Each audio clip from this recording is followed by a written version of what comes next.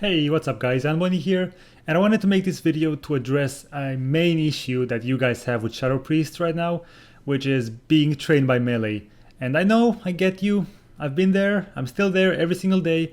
I know Shadowpriests are being the main attraction of all the melees ever.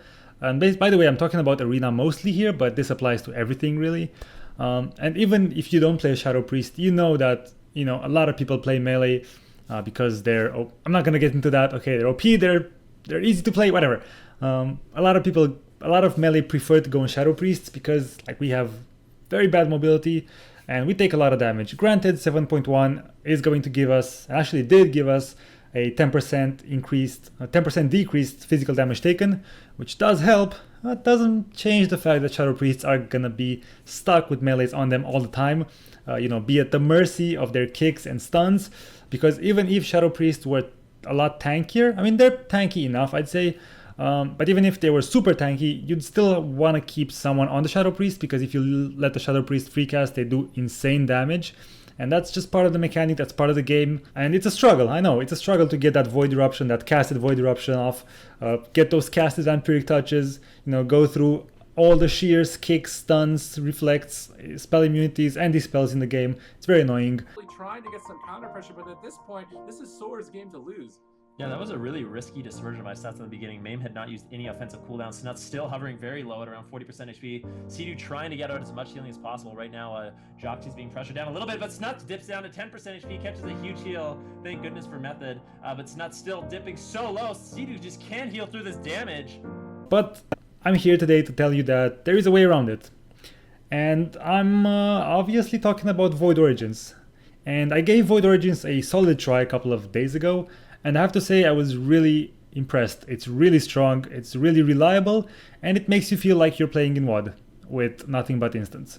And the way I played it, I was playing Void Origins and I also played Shadowy Insight, so I was missing out the Sand Lane insane bonus damage, because I felt like I needed the extra insanity generation from the instant Mind Blast, and I was right, like it helps a lot and you generate insanity almost as fast as you do with Driven to Madness, except everything's instant and you can time your burst really nicely with, Silent, Siphon, the CC on the healer, swap, and I have so much damage. If you can stun Warrior, he's dead.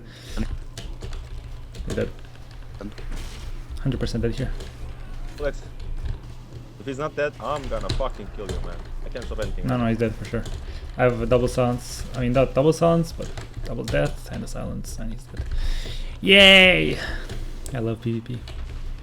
The downside, there is a downside, of course. The downside is the overall less damage you do in the end on the scoreboard, because for one, at least that's what I did. Maybe I fucked up. But okay, so the first problem is, you obviously miss out on Sand Lane. And Sand Lane is a big damage boost, as I was saying. So just by that alone, you're gonna do less damage overall. And the second problem is, and this is just me personally, I kind of fucked up when I was trying it. As I said, it kind of makes you feel like you're playing in WoD with a lot of instants, because all you do is prioritize Shadow Word Pain on everything, and then you instant Mind Blast to generate your insanity, and then you instant Void Eruption, instant Siphon, instant Void Bolt. Pretty much everything's instant, except for Vampiric Touch, and Vampiric Touch has never been instant, and it shouldn't be instant, I'm not saying it should be.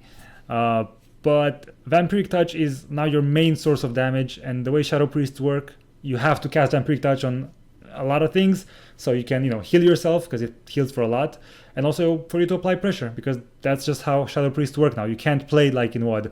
You can't just turret Mind Blast and then wait for orbs, or in this case Insanity, and then nuke someone. I mean, it works, you do damage, but why bring a Shadowpriest if you want to do that? Like, you can just be a mage, or I don't know, something else with burst damage. So the strength of Shadowpriest is still the AoE pressure, and the AoE pressure is sick if you get to cast.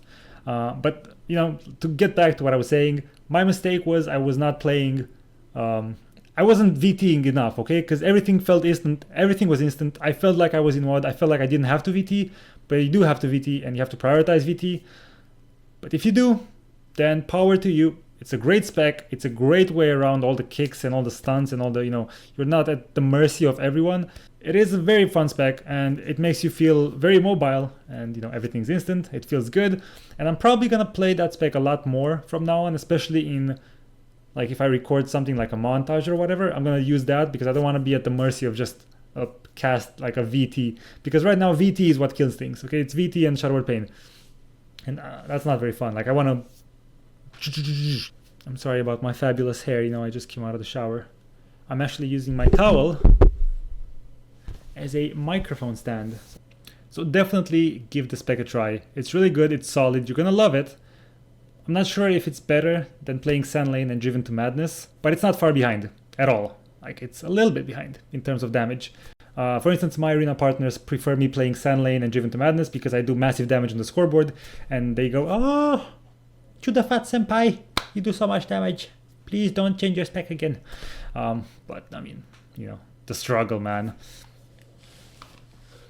But anyway, thanks for watching this video, guys, and definitely give the spec a try. Give it a try, you're gonna love it.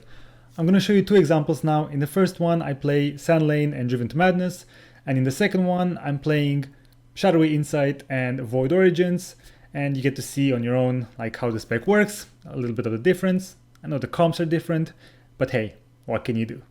I hope you guys enjoyed the video. Definitely give the spec a try. Tell me what you think about it, and I'll catch you in the next one. See ya!